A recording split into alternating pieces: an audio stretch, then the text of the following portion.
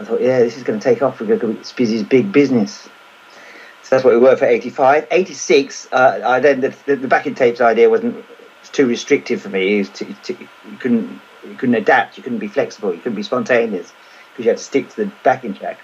So I dropped the backing tracks idea, and my girlfriend of 86 introduced me to a band whose the singer was going to get married. It was going to take a year out of the band called Friends of Gavin. So they said, "Oh, we'll be your backing band." So they learnt all my stuff. It was when Madonna and Prince were, and Michael Jackson were always touching their crotches. So I thought, Spizz Sexual, yeah, that's. And we had some couple of exotic dancers on stage who were called Fucks Spizz. You might have to bleep that bit. And so then we got to do a few gigs. We played the Marquee Club a couple of times, and we went as far as Nottingham. We did a gig in Nottingham with John Cooper Clarke on the same bill, and then that was at Trent Poly, I think.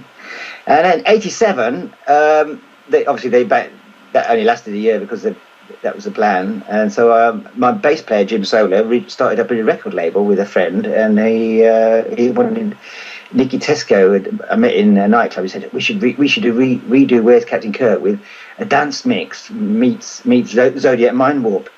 And so we released the record, recorded with Nicky Tesco as producer, and that came out, and we just called me Spizz. No more messing around, Spizz. Anyway, that didn't last very long, so we now we get up to 88. So we went on tour, and came back, and I formed a new band with some guys who are quite heavy metal-y, and I was going to call them Spizz Metal, but I didn't think that was clever enough, so I called myself Spizzy Vision. And we did a year's worth of gigs here and there, and I kept that drummer. That drummer came with me with some, and me and Pete Petrel got back together again as Spizz Oil, and we did a sort of techno version of songs with an extra guy on programming. Then Pete then went off to New Zealand, and so I got these guys who my now partner was at. This is not a simple question to answer. You realise that, don't you? So we went to, but having all the name changes, it means I can tell my history without getting the dates wrong, because each year has a different name. So someone suggested I should write to the Guinness Book of Records. You see, why don't you get in the Guinness Book of Records? I'm sure with all your different names, you must have the most names of any band recorded, released and stuff.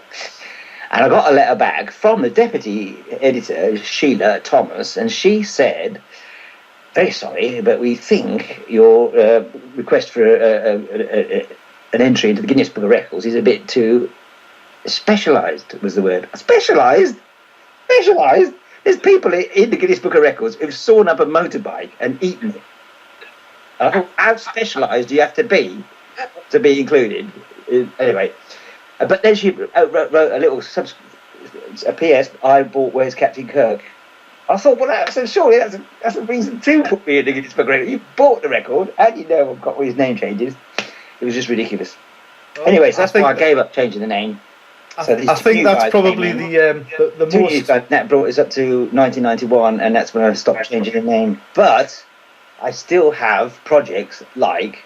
I did a single for Damaged Goods Records as Spizzmas, because it was a Christmas single, Spizzmas. And I've got a Milan-based band who I'm doing a gig with, on Saturday, June the 1st, which is my fourth Spizz Italia. And so I've still, basically now, with social networking and the internet, everyone can keep up with me, finally, with my bizarre changes and stuff.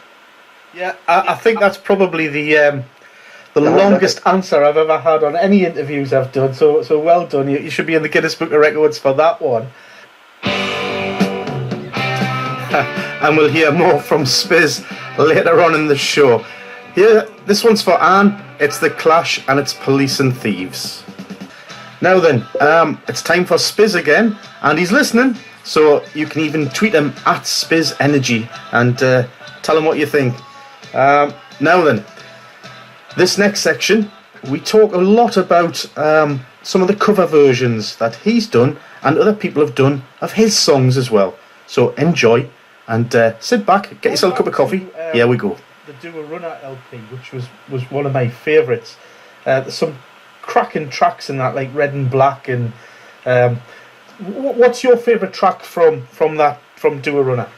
Well, like anything, you sometimes wake up one morning and a different track is your favourite track, whether it be not ones you've written, but like your favourite Bowie track or your favourite Roxy Music track or whatever. But I think it ping pongs between.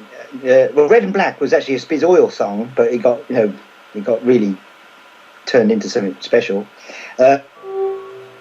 Talking about live performances, have you got any UK performances this year? Yeah, we're well, I'm off to Milan in June to do a Spizz Italia show, and then going back to hang on, wrong button being pressed here. So I'll tell you what, we're just going to go back here. I'm not panicking at all. I hope you're impressed. So I think we're back to where we should have been. Sorry about that. Today, because we have actually got now the possibility to make new species, even if you come down to the genetic engineering of growing an ear or printing, 3D printing and stuff. That's just my usual, I can see into the future sort of thing. Well, it's interesting that you should say that, because a lot of your stuff is very sci-fi orientated, and not least, of course, where's Captain Kirk? Tell us the story of where the idea came from for Captain Kirk. Well, like when Mark and Jim joined me, they had a fistful of songs that they'd been playing, but Mark had a similar sort of writing style to me, except he was even more obscure, if you can believe that. And he had this obscure lyric which was indecipherable.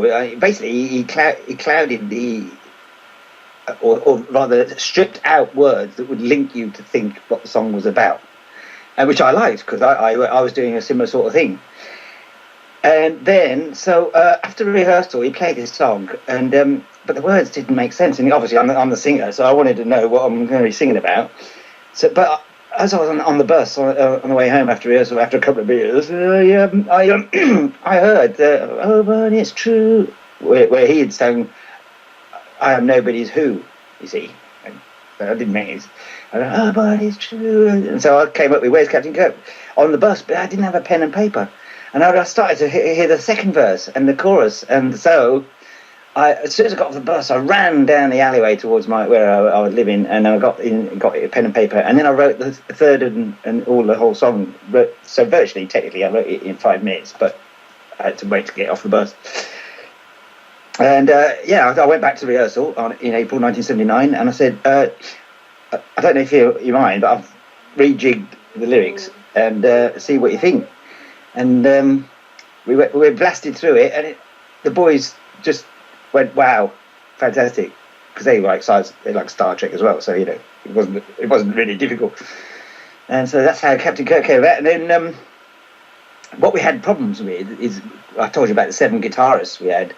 We had a couple of guys who just couldn't get the riff at the beginning. They did, so Jim got frustrated, so he did it on bass. So that's why it's a stupid chance thing why it starts with the bass. But of course, Jim had a nice big Ampeg amplifier, and he just cranked it up, so it comes in like a big bulldozer and holds the song together. What do you think of the REM version that they did for their fan club? Well, basically, I imagine they just played it a couple of times and then bashed it down on. They probably had a reasonable studio as their rehearsal studio in Athens, and I think they've copied the Erga Music War version of it off, because it sounds like the arrangement, the way we delivered it on Erga Music War, the movie. It was put together with U2 and the Police and the members that came out in it. It was quite big on American cable TV. I often get emails saying, "Oh, hey guys," But yeah, I think that's what. And also, from my knowledge of reading into REM's history, the bass player was working in a music record shop in Athens, Georgia, and I think he would have been quite Anglophile and would have got the NME posted over there, and definitely would have had the Rough Trade releases. And maybe because he's a bass player, he might have thought, "Yeah, where's Captain Kirk? Let's cover that one." And basically, what they used to do every year to their fan club, give away a couple of a vinyl with a couple of their favourite songs that they fancied doing. And I imagine they probably bashed it out in a couple of hours, really, because it's very little. It's like a live session with a couple of overdubs. But yeah, it ain't as good as ours. I've got some stuff that would tranquilize an active volcano.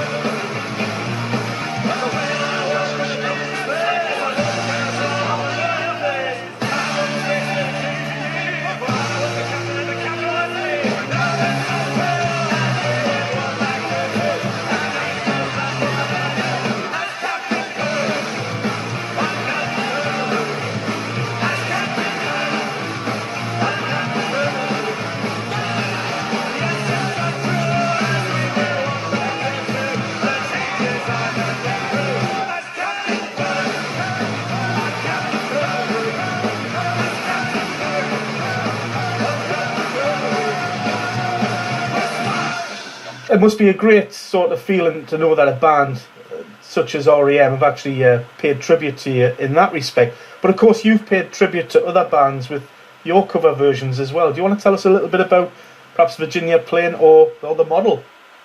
Well, as we had a keyboard, when Spizz Energi formed, I had a keyboard player, which was also almost, I was a bit reluctant in one respect, because it's, the Stranglers aren't really a punk band, and all that sort of thing. Keyboards aren't really punk. But anyway, never mind. There's no rules in my rule book. So we did.